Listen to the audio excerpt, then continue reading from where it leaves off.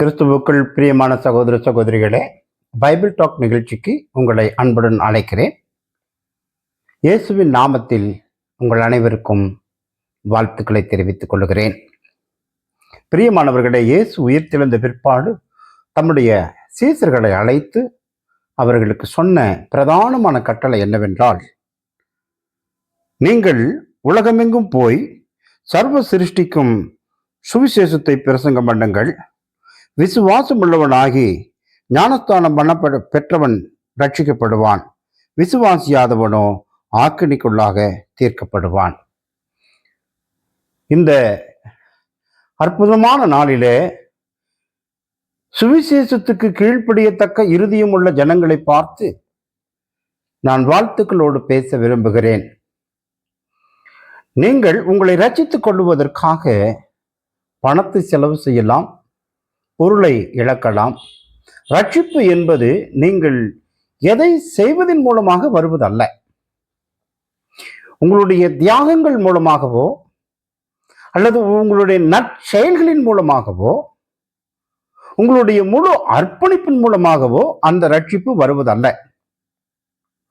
இயேசு தம்முடைய சீசர்களை பார்த்து, நீங்கள் புறப்பட்டு போய் சகல ஜாதிகளுக்கும் சுவிசேஷத்தை சொல்லுங்கள், பிரசங்கம் பண்ணுங்கள்.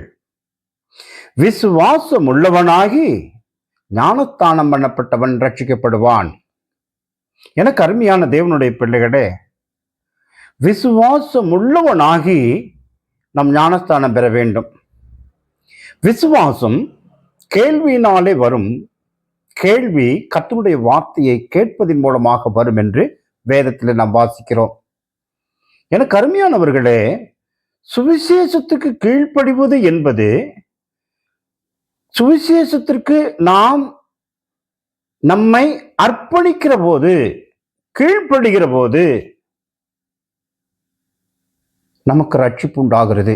சுவிசேஷத்துக்கு கீழ்ப்படுகிறது என்று என்ன சொன்னால் அது எப்படி வருகிறது? எப்படி நாம் சுவிசேஷத்துக்கு கீழ்ப்படுகிறோம்?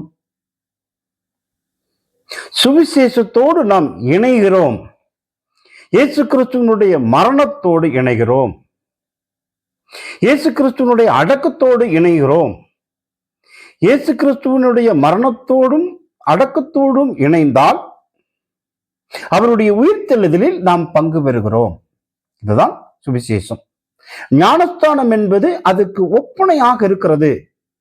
ஞானஸ்தானம் அடையாளம் அல்ல, இயேசுவினுடைய கட்டளை. ரோமர் 6ஆம் அதிகாரத்திலே இதை நாம் வாசிக்க முடியும். 1 சில வசனங்களை நீங்கள் வாசிப்பீர்களே, ஆனால் ஞானஸ்தானத்தோடு சுவிசேஷம் எப்படி ஒப்பிட்டு போகிறது என்பதை நாம் புரிந்து கொள்ள முடியும்.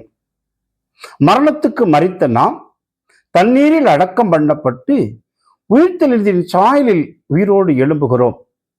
ஒருவன் கிறிஸ்துவுக்குள் இருந்தால் புதிய சிருஷ்டிகரனாய் இருக்கிறான், பழையவைகள் ஒழிந்து போன. ஒரு குழந்தையை போல் அவன் எழுந்திருக்க கடவுள் அவனுக்கு உதவியா இருக்கிறார். எனக்கு அருமையானவர்களே, நீங்கள் சுவிசேஷத்திற்கு கீழ்ப்படுகிறீர்களா? கீழ்ப்படிந்திருக்கிறீர்களா? கீழ்ப்படிய விரும்புகிறீர்களா? ரட்சிப்பு தியாகத்தினால், அர்ப்பணிப்பினால், நம்முடைய இழப்புகளினால் அல்ல. சுவிசேஷத்துக்கு கீழ்ப்படிந்திருந்தால் மட்டுமே நீங்கள் ரட்சிக்கப்படுவீர்கள். சுவிசேஷம் உங்களை ரட்சிக்கிறது. சுவிசேஷம் உங்களை ரட்சிக்க வல்லமையுள்ளது என்று விசுவாசியுங்கள். கர்த்தர் நம்மோடு இருப்பாராக. ஆமென்.